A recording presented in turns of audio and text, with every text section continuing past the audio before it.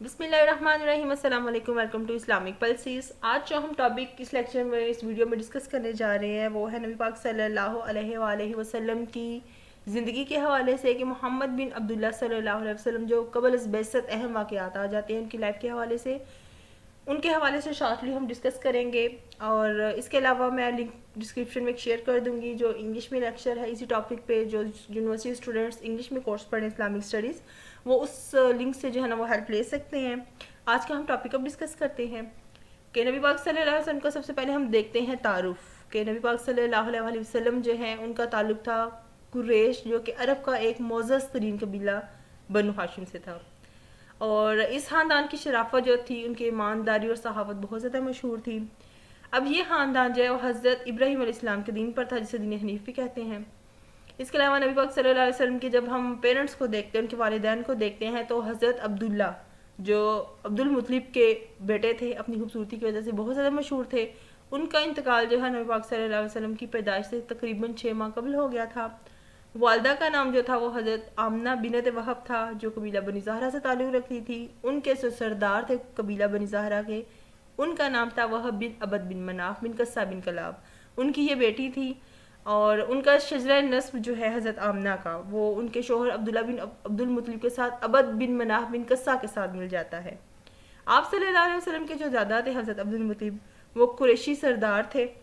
और आपका जो शजरा नस्ब है वो हज़रत अदनान से जाके मिलता है, जो हज़रत इस्माइल जो हज़रत इब्राहीम अलैहिस्सलाम के बेटे थे, उनकी औलाद में से थे, उनसे जाके मिलता है और मशहूर तरीन अरबों में से ताल्लुक़ रखते थे। इस तरह जो है वो हज़रत अदनान की औलाद को बनु अदनान भी कहा जाता है। अब हम देखते हैं इनका शजरा नस्ब। तो नबी पाक सल्लल्लाहु अलैहि वसल्लम का शजरा नस्ब किस तरह जो मिलता है हज़रत अदनान के साथ। तो सबसे पहले मोहम्मद बिन अब्दुल्ला जो कि बेटे थे अब्दुल मुत्तलिब के, बिन हाशिम बिन अबद मनाफ बिन कस्सा बिन कलाब बिन मर्रा बिन काब बिन लवी बिन गालिब बिन फ़हर बिन मालिक बिन नज़र बिन कनाना बिन हुज़ैमा बिन मदरका बिन अलियास बिन मुज़र बिन नज़ार बिन माद बिन अदनान। तो ये एक सिलसिला नस्ब बनता है, एक फैमिली बैकग्राउंड बनता है कि किस तरह मोहम्मद सल्लल्लाहु अलैहि वसल्लम जो है ना वो ताल्लुक़ रखते हैं हज़रत अदनान की, जो है ना वो सिलसिला नस्ब वहाँ पर जाकर मिल जाता है। नबी सल्लल्लाहु अलैहि वसल्लम का बचपन हम अगर देखते हैं, उस हवाले से हिस्ट्री को हम डिस्कस करते हैं, पढ़ते हैं, तो नबी पाक सल्लल्लाहु अलैहि वसल्लम के जो वालिद थे हज़रत अब्दुल्ला बिन अब्दुल मुत्तलिब, उनकी वफ़ात हो गई थी नबी पाक सल्लल्लाहु अलैहि वसल्लम की पैदाइश से तकरीबन 6 माह पहले। आपकी परवरिश जो है वो सबसे पहले हज़रत अब्दुल मुत्तलिब ने की, जो कि आपके दादा थे। इसी दौरान जो है वो आप सल्लल्लाहु अलैहि वसल्लम को कुछ टाइम के लिए एक बदवी कबीला था उसके पास जो है ना वो भेज दिया गया था परवरिश के लिए। ये तरीक़ाकार था, रवाज था अरब का। मकसद क्या था कि बच्चों को फसी अरबी ज़ुबान सिखाना और खुली आब हवा में सेहतमंद तरीके से परवरिश करवाना। इस दौरान जो है वो नबी पाक सल्लल्लाहु अलैहि वसल्लम को हज़रत हलीमा बिनत अब्दुल्ला और हज़रत सवैबा, ठीक है, उनके पास जो है ना वो भेजा गया। उन्होंने उनकी परवरिश की। 6 साल की उम्र में आपकी वालदा और 8 साल की उम्र में जब दादा ने वफ़ात पाई, तो आपकी परवरिश की ज़िम्मेदारी फिर आपके चचा और बनु हाशिम के जो नए सरदार थे हज़रत अबू तालिब, उनकी सरकर्दगी में आपको दिया गया था, सरपरस्ती में आपको दिया गया था। तो उन्होंने जो है ना वो फिर आपकी परवरिश की थी। फिर आ जाता है मेन इंसिडेंट शक सदर, यानी कि सीने को चाक करना। किस तरह सीना चाक किया गया था, कितनी मरतबा किया गया था, ये क्या वक्त था, क्या टाइम पीरियड था जब जो है ना वो इंसिडेंट ये जो है वो पेश आए थे। उसमें सबसे पहले आ जाते ज़माने तफूलियत कि जब नबी पाक सल्लल्लाहु अलैहि वसल्लम हज़रत हलीमा सादिया के पास थे, वो उनकी परवरिश कर रही थी। तो उस वक्त जो है ना वो तकरीबन 4 साल बताया जाता है कि आपकी उम्र थी जब ये वाक़या पहली मरतबा पेश आया था। दूसरी मरतबा जो है शक सदर का वाक़या आता है 10 साल की उम्र में। तीसरी मरतबा बेसत के वक्त, यानी कि जब नबूवत से सरफराज किया जाना था आपको, उस वक्त पेश आया था। और आखिरी मरतबा जब मिराज का वाक़या होना था, वो इंसिडेंट जो है वो मिराज का मौका था। नबी पाक सल्लल्लाहु अलैहि वसल्लम ने मिराज पर तशरीफ़ लेकर जाना था, तो उस वक्त जो है ना उससे कबल जो है ना वो शक सदर का वाक़या पेश आया था। मेन इंसिडेंट नेक्स्ट जो आ जाता है, जो अहम वाक़या आ जाता है, उसमें आ जाता है शाम की तरफ जो है वो सफ़र। अब नबी पाक सल्लल्लाहु अलैहि वसल्लम आपने बाकायदा अपना एक पेशा अपनाया था, वो था हज़रत अबू तालिब के साथ तजारती सफ़र जो है ना वो करते थे। अब तजारत के अमूर से वाकफियत आपने हासिल की थी हज़रत अबू तालिब के साथ साथ रह के ये काम करके। और फिर ये कि इस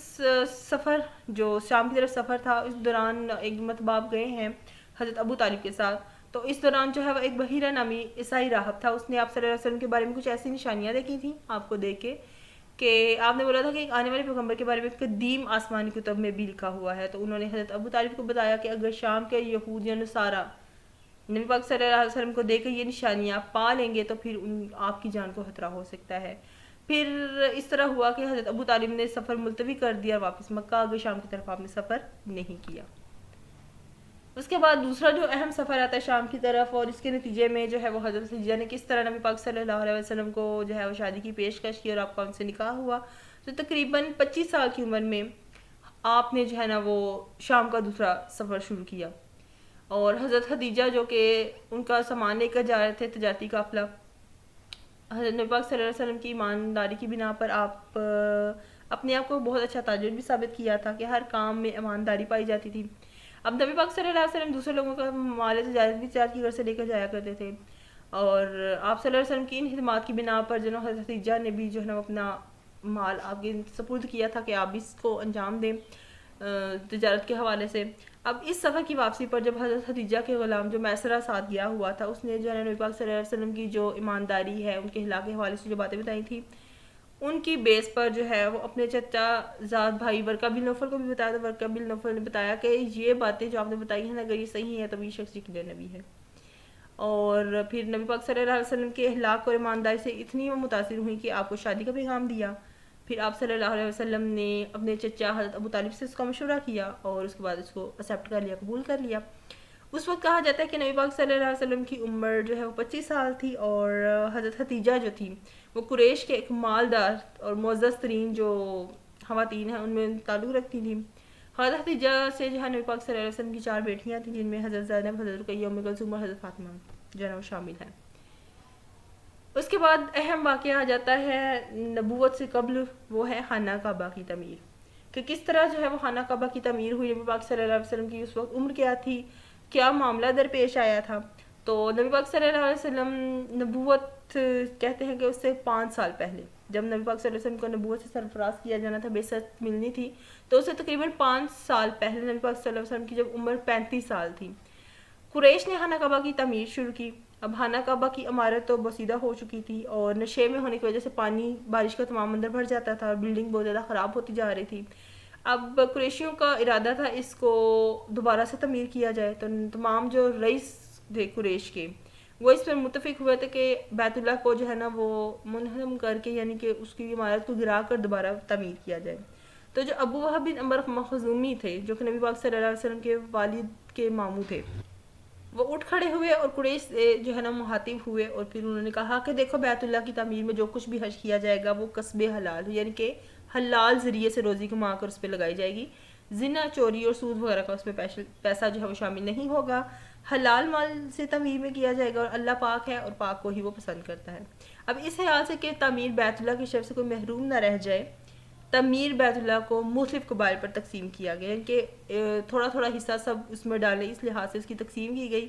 پتھر الگ الگ جو ہے نا وہ لوگ جمع اس کو کریں گے. اس کے بعد جب تعمیر مکمل ہوئی اور حجر اسود کو اپنی جگہ پر رکھنے کا وقت آیا تو آپس میں اختلاف شروع ہو گیا، اور لوگ جو ہیں وہ تلواریں کھینچ کر کھڑے ہو گئے ہیں. خطرہ تھا کہ جنگ قتل و غارت نہ شروع ہو جائے. 5 روز اسی طرح گزر گئے، یہ بات ڈیسائیڈ نہیں ہو رہی تھی کہ کیا کیا جائے. تو ابو امیہ بن مغیر مخزومی جو کہ قریش میں سب سے زیادہ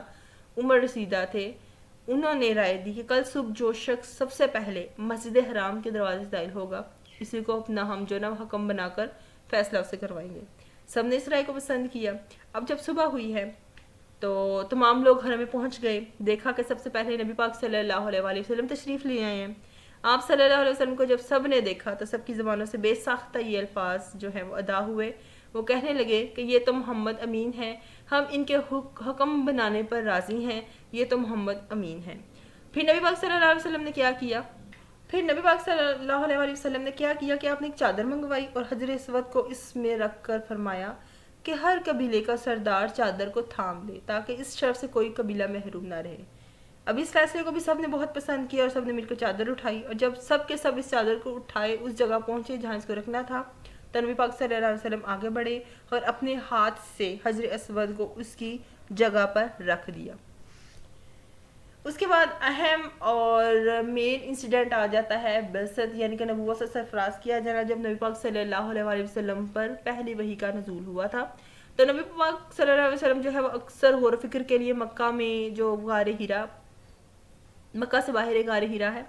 جبل نور میں یہ واقعہ ہے، وہاں پر تشریف لے جاتے تھے۔ اب جو غار ہیرا کا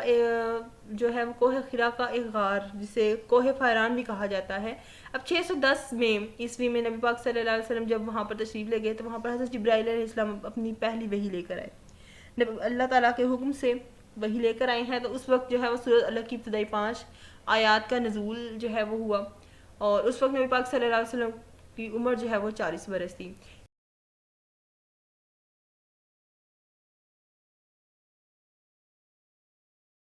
ڈسکس کرنے جا رہے ہیں وہ ہے نبی پاک صلی اللہ علیہ وآلہ وسلم کا مکی دور، یعنی کہ نبی پاک صلی اللہ علیہ وآلہ وسلم کو جب نبوت سے سرفراز کیا گیا تو اس کے بعد 13 سال کے عرصے میں جو مکہ میں آپ نے گزارا، اس میں جو اہم واقعات تھے، جو مین انسیڈنٹ تھے، اس کو ہم جو ہے وہ ڈسکس کریں گے۔ پریویس لیکچر میں ہم نے جو ہے وہ نبی پاک صلی اللہ علیہ وآلہ وسلم کا جو مکی دور ہے اس میں نبوت سے پہلے جو اہم واقعات تھے ان کو ڈسکس کیا۔ بعثت تک ہم پہنچے کہ نبی پاک صلی اللہ علیہ وآلہ وسلم کو جو ہے نا وہ پہلی وحی کا نزول ہوا تھا، اور اس میں ہم نے پڑھا تھا کہ نبی پاک صلی اللہ علیہ وسلم جب اکثر غار ہیرا میں جو کہ جبل نور میں واقع ہے، اور وہاں پر غور و فکر کے لیے جاتے تھے، اس کے لیے تہنس کا ایک لفظ استعمال کیا جاتا ہے عربک ٹرمینالوجی میں، تہنس کے لیے جاتے تھے، تو 610 میں جو ہے وہ حضرت جبرائیل علیہ السلام وہاں پر پہلی مرتبہ تشریف لے کر آئے ہیں، اور اس وقت سورۃ الگ کی ابتدائی 5 آیات یعنی کہ پہلی 5 ایک سے جو 5 آیات ہیں ان کا نزول فرمایا گیا تھا۔ اس کے بعد ہوا کیا تھا کہ حضرت خدیجہ کو آپ نے سارا واقعہ بتایا تھا، اور وہ پھر ورقہ بن نوفل کے پاس آپ کو لے گئیں، اور انہوں نے باقاعدہ تصدیق کر دی تھی کہ آپ کو جو ہے نبوت سے سرفراز کیا گیا ہے۔ اس کے بعد آ جاتا ہے اہم کام، 3 سالہ جو خفیہ تبلیغ کی گئی تھی آغاز میں، تو سب سے پہلے آپ کے جو رشتہ دار تھے انہوں نے جو ہے وہ خفیہ تبلیغ میں اسلام قبول کیا، ان میں سب سے پہلے آ جاتی ہیں آپ کی زوجہ حضرت خدیجہ، اس کے بعد چچا زاد بھائی حضرت علی جو کہ نبی پاک صلی اللہ علیہ وسلم کے قریبی دوستوں میں شامل تھے، ان میں حضرت ابوبکر صدیق، اور جو آزاد کردہ غلام اور صحابی بھی تھے حضرت زید بن ثابت، انہوں نے اسلام قبول کیا، وہ پر ایمان لے کر آئے۔ جب مکہ کے باہر سے جو پہلے شخص جنہوں نے اسلام قبول کیا وہ ابو ذر غفاری تھے، اور اس طرح قریبی ساتھیوں میں جب آپ صلی اللہ علیہ وسلم نے تبلیغ کی تو پھر تقریباً پہلی وحی کے 3 سال بعد جو ہے وہ آپ نے تبلیغ کی، اور اس کے بعد جو ہے وہ کھلی تبلیغ یعنی کہ اعلانیہ تبلیغ کا آغاز ہو گیا، جس میں اکثر لوگوں نے تو آپ کی مخالفت کی تھی۔ آہستہ آہستہ کچھ لوگوں نے اسلام بھی قبول کیا، اور اس وقت کہتے ہیں کہ نبی پاک صلی اللہ علیہ وآلہ وسلم کی عمر جو ہے وہ 40 برس تھی۔ اس کے بعد جب اہم بات آ جاتی ہے یا واقعہ آ جاتا ہے، جب آپ نے تبلیغ باقاعدہ آغاز کیا تھا تو مخالفت کا سامنا کرنا پڑا تھا نبی پاک صلی اللہ علیہ وآلہ وسلم کو۔ اب جیسے جیسے اسلام قبول کرنے کے بعد جو ہے لوگوں نے اس کو قبول کیا اسلام کو، تو ان کی تعداد بڑھتی گئی، تو جو مقامی قبیلے تھے ان کے لیڈر انہوں نے نبی پاک صلی اللہ علیہ وسلم کو اپنے لیے خطرہ سمجھنا شروع کر دیا۔ اس کی وجہ کیا تھی؟ ایک تو ان کے پاس دولت بہت زیادہ تھی، اور دوسری جو ہے وہ کعبہ کی تولیت ان کے پاس تھی، کسٹڈی ان کے پاس تھی، اور وہ کسی صورت بھی نہیں چاہتے تھے کہ اپنے بتوں کو جن کی وہ پوجا کرتے ہیں وہ باہر پھینکیں اور اللہ تعالیٰ کی عبادت کریں، کیونکہ اگر وہ ایسا کرتے تو ان کا جو تجارت کا مرکز تھا کعبہ وہ ان کے ہاتھ سے بھی نکل جانا تھا۔ پھر نبی پاک صلی اللہ علیہ وسلم کو اپنے قبیلے سے بھی مخالفت کا سامنا کرنا پڑا، کیونکہ وہی جو ہے وہ کعبہ کی تولیت ان کے پاس تھی، وہ ان کے رکھوالے تھے، اس کی کسٹڈی ان کے پاس تھی۔ تو اس کے بعد جو ان کا رویہ ہوا تھا بہت وہ نبی پاک صلی اللہ علیہ وسلم کے ساتھ ٹھیک نہیں تھا، قابل قبول نہیں تھا، تو پھر نبی پاک صلی اللہ علیہ وسلم کو شیب ابی طالب مسوری کا بھی جو ہے وہ برداشت کرنا پڑا۔ اس میں کیا ہوا تھا کہ مکہ کے قریب ایک پہاڑ کی گھاٹی کا نام ہے جو شیب ابی طالب کہا جاتا ہے، اور 7 نبوی ستمبر 615 عیسوی میں نبی پاک صلی اللہ علیہ وسلم اور جو خاندان تھا بنو ہاشم کا، جو نبی پاک صلی اللہ علیہ وسلم کے رشتہ دار تھے، ان کو وہاں پر پناہ لینی پڑی جنہوں نے اسلام قبول کر لیا تھا، باقی جو لوگ تھے ان کے رویوں سے بچتے ہوئے، ان تکالیف سے بچتے ہوئے۔ پھر جو معاشرتی قتل کی تھی، یہ محرم 10 نبوی تک تقریباً کہتے ہیں کہ 3 سال تک اس کا جو ہے ڈیوریشن رہا تھا۔ اس دوران نبی پاک صلی اللہ علیہ وسلم ان کے خاندان کو کافی زیادہ مشکلات کا سامنا کرنا پڑا، اور اس چیز کا ہم اس بات سے بھی اندازہ لگا سکتے ہیں کہ جب ان کو بھوک لگتی تھی تو اس کو مٹانے کے لیے جو ہے وہ درختوں کی جڑیں بھی چبانا پڑتی تھی، اور بھوک کی وجہ سے پیٹ پر کھجور کے تنے یا چمڑا بھی باندھنا پڑتا تھا کہ گزارا بہت مشکل ہو گیا ہوا تھا ان کا بھوک کے حوالے سے، لوگوں کے رویے کے حوالے سے۔ اس کے بعد جو مین انسیڈنٹ آ جاتا ہے وہ ہجرت حبشہ ہے، کہ جب نبی پاک صلی اللہ علیہ وسلم نے دعوت اسلام کا آغاز کیا باقاعدہ اعلانیہ، اور اس کے بعد حضرت حمزہ اور حضرت عمر جب انہوں نے اسلام قبول کیا، اور اس کی وجہ سے مزید تقویت ملی تھی اسلام کو، اور جو غریب اور کمزور تھے ان میں اسلام زیادہ پھیلا، اور قریش نے اس چیز کی مخالفت کی، اور وہ اتنی زیادہ تیز ہو گئی تھی کہ لوگوں پر وہ ظلم و ستم کرنے لگے تھے مسلمانوں پر۔ اور اس کے بعد جب مسلمان اسلام کی حد تک یہ چیز تو برداشت کرتے رہے، لیکن پاک صلی اللہ علیہ وسلم کو یہ چیز برداشت نہ ہوئی کہ لوگوں کے ساتھ جو ہے ان کو تکالیف دی جائے اسلام کی راہ میں، تو مسلمانوں کو سکون دینے کی خاطر ان کو اسلام کی دعوت دے کر مسلمان کرنے کے بعد ان کو ایک پرسکون زندگی اور عبادات میں سکون حاصل کرنے کے لیے کہ وہ آزادی سے اپنی عبادات کو سر انجام دے دیں، تو آپ نے بولا کہ آپ ہجرت کر جائیں حبشہ کی طرف، اور وہاں کا جو بادشاہ تھا وہ مسیحی تھا۔ اب بادشاہ جو ہے نجاشی رحم دل تھا، اور نبی پاک صلی اللہ علیہ وسلم کے حکم سے مسلمانوں نے سکون کی خاطر جب نبوت کے 5ویں سال وہاں پر ہجرت کی، جس میں 11 مرد اور 4 عورتیں شامل تھے، اور ان میں حضرت عثمان اور حضرت رقیہ بھی تھے، تو اس نے خوش آمدید کہا اور ایک اچھا رویہ ان کے ساتھ رکھا۔ مسلمانوں نے سوچا کہ حبشہ سے واپس چلتے ہیں مکہ، پھر تقریب حد سے بڑھنے لگی تو نبی پاک صلی اللہ علیہ وسلم نے دوبارہ ان کو بولا کہ آپ ہجرت کر جائیں حبشہ کی طرف، مگر ہوا یہ تھا کہ اس مرتبہ پہلی ہجرت کی طرح آسانی سے قافلہ لے کر جانا زیادہ دشوار تھا۔ کفار نے بہت زیادہ مزاحمت کی تھی، طرح طرح کی رکاوٹیں ڈالیں تھی، لیکن یہ ہے کہ 83 مرد اور 18 عورتوں کا یہ قافلہ بھی حبشہ کی طرف روانہ ہو گیا۔ اس کے بعد جو اہم انسیڈنٹ یا واقعہ آ جاتا ہے وہ ہے عام الفضل۔ اب اس کو کیا کہتے ہیں؟ غم کا سال۔ 619 میں نبی پاک صلی اللہ علیہ وسلم کی بیوی حضرت خدیجہ اور نبی پاک صلی اللہ علیہ وسلم کے چچا حضرت ابو طالب کا انتقال ہوا تھا، اسی وجہ سے نبی پاک صلی اللہ علیہ وسلم نے اس کو دکھ کا سال جو ہے نا وہ قرار دیا ہے۔ اس کے بعد اہم واقعہ آتا ہے وہ ہے طائف کی طرف سفر۔ نبی پاک صلی اللہ علیہ وسلم جب قریش مکہ کی جانب سے اسلام کی دعوت کو ٹھکرانے اور اس کی راہ میں رکاوٹیں جب انہوں نے حل کرنا شروع کر دی، تو نبی پاک صلی اللہ علیہ وسلم نے مکہ کے علاوہ باقی جو مقامات ہیں وہاں پر بھی دین کی دعوت دینے کا جو ہے نا آغاز کیا۔ پہلا انتخاب ان کا مکہ کے قریبی شہر تھا طائف۔ اب نبی پاک صلی اللہ علیہ وسلم نے جب 10ویں سال نبوت کے طائف کی طرف سفر کیا تو اس کو کہتے ہیں سفر طائف۔ 10ویں سال حضرت زید کو ساتھ لے کر گئے ہیں طائف کی طرف، جو کہ 50 میل کے فاصلے پر ہے مکہ سے، اور مشرق کی جانب ایک پہاڑی علاقہ ہے۔ اب وہاں پر دعوت دینے کے لیے وہاں پہنچے ہیں، تو مکہ کی طرح ان لوگوں نے بھی اس دین کو قبول کرنے پر جو ہے نا وہ تیار نہیں تھے، بلکہ آپ کے ساتھ جو ہے نا وہ رویہ بھی انہوں نے اچھا نہیں رکھا۔ قریش بھی ان سے بھی جو ہے نا وہ 2 قدم کہتے ہیں کہ آگے نکل گئے تھے۔ اب بنو ثقیف کے جو 3 معزز اشخاص تھے، عبد مسعود اور حبیب، یہ تینوں بھائی تھے، اور کہتے ہیں کہ عمر بن عمیر بن عوف کے یہ بیٹے تھے، یہ آپس میں مل گئے تھے اور انہوں نے نہایت بے رخی اور بد اخلاقی کا ثبوت دیا تھا، اور نبی پاک صلی اللہ علیہ وسلم کے ساتھ نازیبہ سلوک رکھتے ہوئے آوارہ لڑکوں کو آپ کے پیچھے لگا دیا، جنہوں نے آپ کو پتھر مارے اور زخمی کر دیا، حتیٰ کہ جو آپ کے نالین مبارک ہیں وہ بھی لہو سے بھر گئے تھے، اچھی خاصی ان کی بلیڈنگ ہوئی تھی۔ اس کے بعد جو نبی پاک صلی اللہ علیہ وسلم کی لائف کا مکی دور کا جو مین انسیڈنٹ یا واقعہ آ جاتا ہے وہ ہے معراج،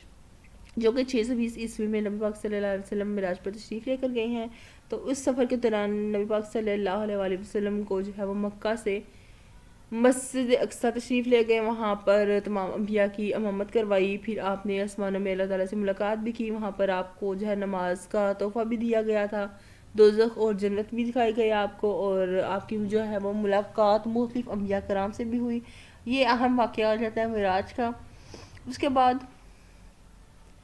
جو اہم واقعہ آ جاتا ہے مکی دور کا وہ ہے بیعت عقبہ اولیٰ اور ثانیہ۔ بیعت عقبہ اولیٰ کو ہم دیکھتے ہیں تو یہ 11 نبوی میں پیش ہوئی تھی، اور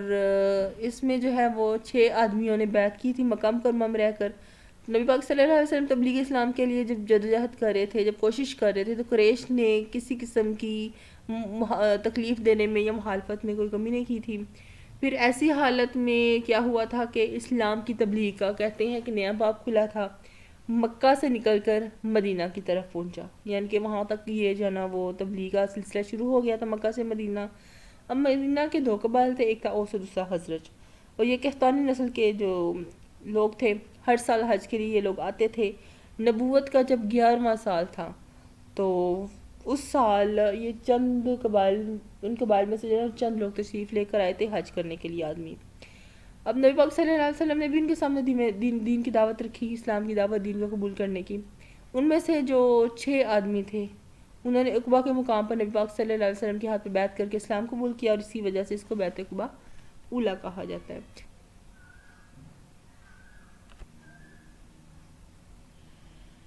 دوسرے نمبر پر آ جاتی ہے وہ ہے بیعت عقبہ ثانیہ، جس کو اخرا بھی کہتے ہیں، اور یہ دوسرے سال یعنی 12ویں سال جو اوس اور خزرج کے قبائل ہی میں سے جو چند 12 آدمی آئے تھے، نبی پاک صلی اللہ علیہ وسلم کی جو دین اسلام کی دعوت تھی اس دعوت کو انہوں نے قبول کیا تھا، اور عقبہ کے مقام پر ہی یہ بیعت کی گئی تھی، اس کو بیعت عقبہ ثانیہ کہتے ہیں۔ تیسرے سال 13ویں نبوت میں 72 افراد کو پھر بیعت کا شرف حاصل ہوا، اور یہ بیعت عقبہ اخرا کہلاتی ہے۔ ان لوگوں نے نبی پاک صلی اللہ علیہ وسلم کے ہاتھ پر جو بیعت کی تھی وہ کچھ پوائنٹس ہیں، کچھ باتیں ہیں جن کا انہوں نے عہد کیا تھا، جیسے کہ ہم اللہ تعالیٰ کی عبادت کریں گے، بدکاری اور چوری نہیں کریں گے، کسی پر جھوٹی تہمت نہیں لگائیں گے، اپنی اولاد کو قتل نہیں کریں گے، نبی پاک صلی اللہ علیہ وسلم کی ہر معاملے میں اطاعت کریں گے۔ اس میں جو سب سے اہم اور آخری واقعہ آ جاتا ہے وہ ہے مدینہ کی طرف ہجرت۔ اب یہ تھا کہ بیعت عقبہ اولا اور بیعت عقبہ ثانیہ کے بعد جو عہد ہوا تھا ان لوگوں کے ساتھ کہ یثرب کے لوگوں نے اب اپنا 1 صدی سے جو جاری تھا ان کا جنگوں کا، لڑائی جھگڑا، آپس میں جو جنگیں چل رہی تھیں، اس کو ختم کروانے کے لیے نبی پاک صلی اللہ علیہ وسلم کو مدینہ بلایا۔ جو مکہ کے مشرکین تھے وہ نبی پاک صلی اللہ علیہ وسلم کی ویسے ہی جان کے در پہ ہو گئے تھے، تو آپ نے حضرت علی کو اپنے بستر پر سلایا، خاموشی کے ساتھ گھر سے نکلے، حضرت ابو بکر کو ساتھ لیا، ان کے گھر گئے، اپنا ارادہ بتایا ان کو ساتھ لیا، اور پھر وہاں سے مدینہ کی جانب ہجرت فرمائی۔ اب ہجرت مدینہ میں کیا ہے کہ نبی پاک صلی اللہ علیہ وسلم اور ان کے صحابہ کی طرف سے مکہ مکرمہ سے یثرب، جسے اس ہجرت کے بعد مدینہ تو نبی کہا گیا، اس کا نام دیا گیا، وہاں پر منتقل ہونے کے عمل کو ہجرت کہتے ہیں۔ 12 ربیع الاول 13 نبوی، جو بعد میں کہتے ہیں کہ پہلا ہجری سال کہلایا گیا، اور 24 ستمبر 622 عیسوی جمعے کو ہوئی۔ بعد میں کہتے ہیں کہ اسی نسبت سے جو ہے ہجری تقویم کا آغاز ہوا، یعنی کہ ہجری کیلنڈر کا باقاعدہ آغاز ہوا تھا، اور مسلمانوں نے قمری ہجری تقویم اور شمسی ہجری تقویم دونوں کا آغاز اسی واقعے کی بنیاد پر کیا۔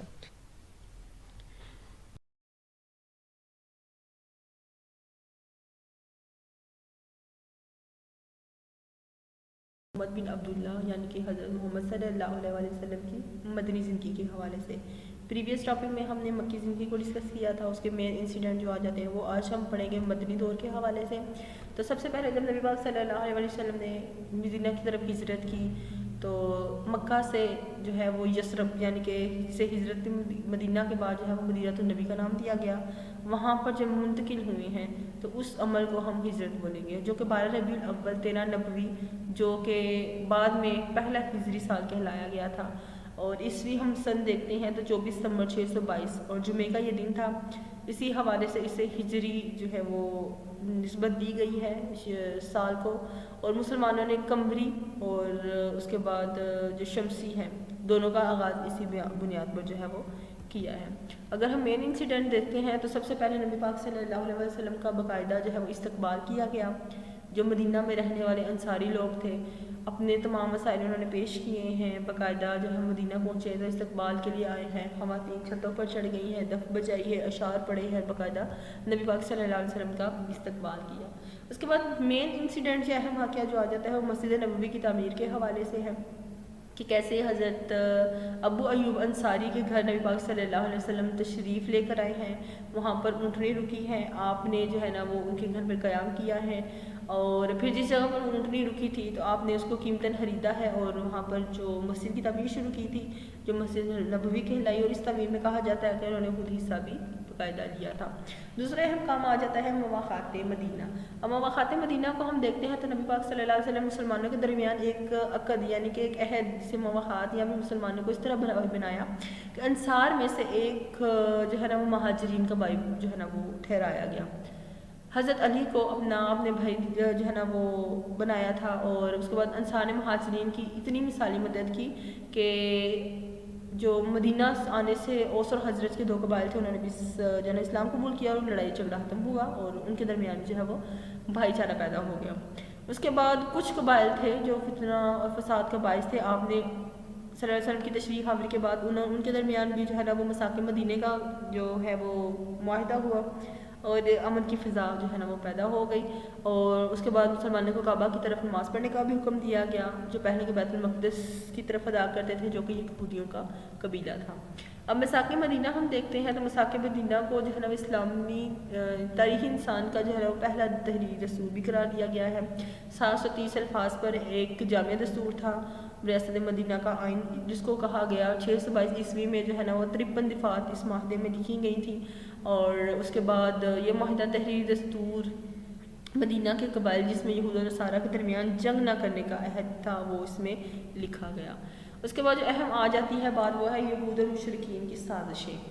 کہ جو مساق مدینہ کے بعد یہود مجبور تھے کہ وہ ڈائریکٹ اونچی آواز میں اعلان جس کو ہم کہتے ہیں نبی پاک صلی اللہ علیہ وسلم اسلام کے خلاف بات نہیں کر سکتے تھے۔ انہوں نے کیا کیا کہ خفیہ سازش شروع کر دی ہے، اور پھر ادب اور اظہار آزادی کی آڑ میں نبی پاک صلی اللہ علیہ وسلم کی ذات کو انہوں نے جو ہے نا وہ ہٹ کرنا شروع کر دیا ہے، اور جیسے بہت زیادہ شعر و شاعری کرتے تھے عربی لوگ، تو انہوں نے پھر نبی پاک صلی اللہ علیہ وسلم کی ہتک کرنے کی کوشش کی، اور اس کے بعد اس سلسلے میں جو نبی پاک صلی اللہ علیہ وسلم کے خلاف ہجو کہنے والے جو 3 لوگ تھے، 3 بڑے شعراء تھے، ان میں کعب الاشرف تھا، اسما بنت مروان تھا، اور تیسرا ابو افق تھا۔ اب انہوں نے کیا کیا تھا کہ انہوں نے جو ہے نا وہ اچھا خاصا نبی پاک صلی اللہ علیہ وسلم کی ذات کو تکلیف پہنچانے کی کوشش کی، تو انہی کے جو قبیلے کا ایک بندہ تھا، انہوں نے ان کو جو ہے نا وہ قتل کر دیا، جیسے کعب الاشرف کو ان کے ایک رشتہ دار ابو نائلہ نے قتل کیا، اسما بنت مروان کو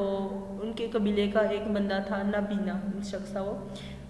عمیر بن اوف، انہوں نے قتل کیا، ابو افق کو جو ہے نا وہ سالم بن عمیر نے جو ہے نا وہ جہنم حاصل کیا۔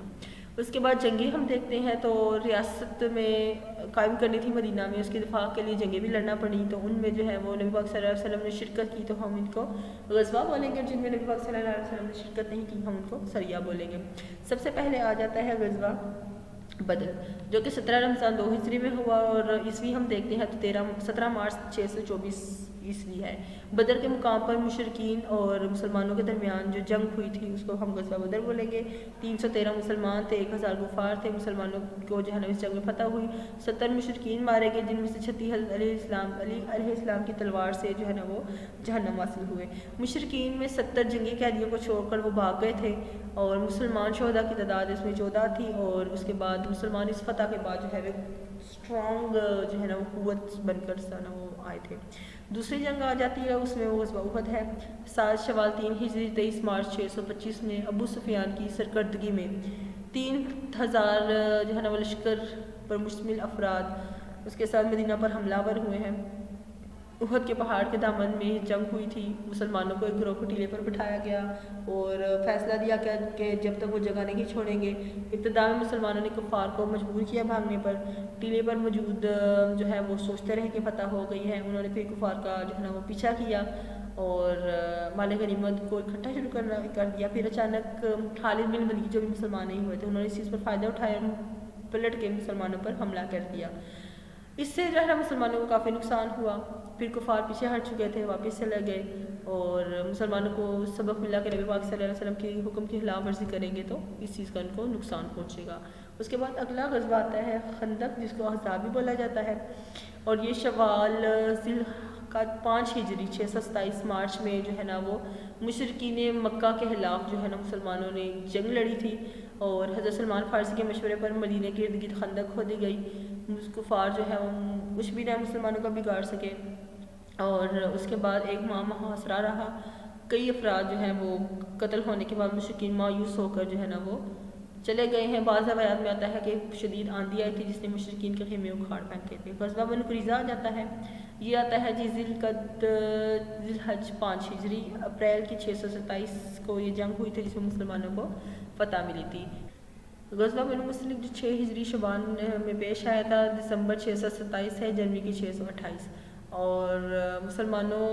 کو جو ہے نا اس میں فتح ملی تھی۔ غزوہ خیبر ہوا تھا محرم 7 ہجری مئی 628 میں مسلمانوں اور یہودیوں کے درمیان جنگ، جس میں مسلمانوں کو فتح ہوئی۔ پھر آ جاتا ہے جنگ موتا، اس میں 5 جمادی الاول 8 ہجری اگست ستمبر 629 موتا کے مقام پر یہ جنگ ہوئی، اور اس میں نبی پاک صلی اللہ علیہ وسلم خود شریک نہیں ہوئے تھے۔ فتح مکہ آ جاتا ہے، اور 8 ہجری 630 میں یہ مکہ فتح مسلمانوں نے کیا تھا، اور اس کے بعد غزوہ حنین 8 ہجری جنوری 630 مسلمانوں کو جو ہے نا وہ شکست ہوئی، لیکن بعد میں وہ فتح میں تبدیل ہو گئی۔ غزوہ تبوک 9 ہجری میں پیش آیا تھا، اور افواہ پھیلی تھی کہ بازنطینیوں نے عظیم فوج جو ہے نا وہ تیار کر کے محاذ پر رکھی ہے، کسی وقت بھی حملہ ہو سکتا ہے۔ دشمن فوج کے پاس اس لیے جنگ نہ ہو سکی کہ علاقے کے قبائل سے جزیہ ملنے لگا، مسلمانوں کی طاقت کے مزید چرچے جو ہیں وہ پھیل گئے۔ پھر مین انسیڈنٹ آ جاتا ہے صلح حدیبیہ۔ مدینہ اور مشرکین مکہ کے درمیان 628 عیسوی کو معاہدہ ہوا، اور اس میں جو ہے وہ 1400 مسلمانوں کے ہمراہ نبی پاک صلی اللہ علیہ وسلم مدینہ سے مکہ کی طرف عمرہ کے ارادے سے روانہ ہوئے تھے۔ عرب کے رواج کے مطابق غیر مسلح افراد چاہیے تھے، وہ دشمن کیوں نہ ہو کعبہ کی زیارت کر سکتے تھے، اور اس کے بعد جو ہے تقریباً حدیبیہ کے مقام کے باہر مسلمانوں کو روک دیا گیا، اور اس کے بعد مسلمان جنگ کے لیے نہیں آئے تھے، اور شرائط بھی مسلمانوں کو جو ہے نا وہ معاہدے کی نہیں چاہیے تھی، اور اس کے بعد جو ہے نا وہ نبی پاک صلی اللہ علیہ وسلم نے معاہدہ تو کر لیا، اور اس کے مطابق یہ تھا کہ 10 سال تک جنگ نہیں لڑی جائے گی، اور اگلے سال مسلمان جو ہے وہ عمرے کے لیے آئیں گے۔ پھر وہ مدینہ واپس سے لے آئے، 629 میں حج کیا۔ معاہدے سے پہلے مسلمانوں کے نمائندوں کو مشرکین نے روک لیا، پھر نبی پاک صلی اللہ علیہ وسلم نے مسلمانوں سے اپنی بیعت لی، جسے بیعت رضوان کہا جاتا ہے، اور اس بیعت میں مسلمانوں نے عہد کیا تھا کہ نبی پاک صلی اللہ علیہ وسلم کا کبھی بھی ساتھ نہیں چھوڑیں گے۔ پھر حکمرانوں کے کچھ خطوط لکھے گئے تھے، یہ بھی مدینہ کی نبی پاک صلی اللہ علیہ وسلم کی مدنی زندگی کا ایک اہم انسیڈنٹ آ جاتا ہے کہ صلح حدیبیہ کے بعد محرم 7 ہجری میں نبی پاک صلی اللہ علیہ وسلم نے مختلف حکمرانوں کو خطوط لکھے، اور اس کے بعد ایک خط ترکی کے توپ کا کاپی نامی عجائب گھر میں موجود ہے۔ اس کے بعد خسرو پرویز اس کے بعد بازنطین کا جو بادشاہ تھا ہرقلیس، اس کو لکھا گیا۔ نجاشی کو، اسکندریہ کو حکمران تھا، مقوقس یمن کا جو سردار تھا، ان کو لکھے۔ اب پرویز نے کیا کیا، اس نے ہاتھ پھاڑ دیا،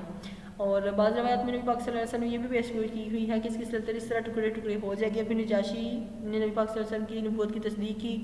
اور انجیل میں بتایا گیا تھا کہ نبی پاک صلی اللہ علیہ وسلم تشریف لائیں گے۔ مصر اسکندریہ کے حکمران مقوقس نے نرم جواب دیا، کچھ تحائف نبی پاک صلی اللہ علیہ وسلم کی خدمت میں بھیجے، اور ماریہ قبطیہ کو روانہ کیا، جب نبی پاک صلی اللہ علیہ وسلم کے بیٹے ابراہیم کی ولادت ہوئی۔ پھر آ جاتا ہے انسیڈنٹ فتح مکہ۔ اس میں کیا آ جاتا ہے کہ صلح حدیبیہ کی مدت 10 سال طے پائی تھی کہ اس دوران جو ہے نا جنگ نہیں ہوگی، اور صرف 2 برس ہی جو ہے نا وہ اس بات کو وہ باندھ سکے ہیں۔ بنی قزا کا حضرت آدم نبی پاک صلی اللہ علیہ وسلم سے جو ہے نا وہ اتحاد تھا، اور جو بنی بکر والے تھے وہ مخالف ہو گئے تھے مکہ میں، اور بنی بکر کے لوگوں نے جو ہے نا وہ شب خون مارا، بنی قزا کے کچھ لوگوں کو قتل کر دیا۔ پھر قریش نے ہتھیاروں کے ساتھ اپنے اتحادیوں کی مدد کی۔ بعض روایات کے مطابق جو ہے وہ قریش بذات خود بھی حملہ آوروں میں شامل تھے۔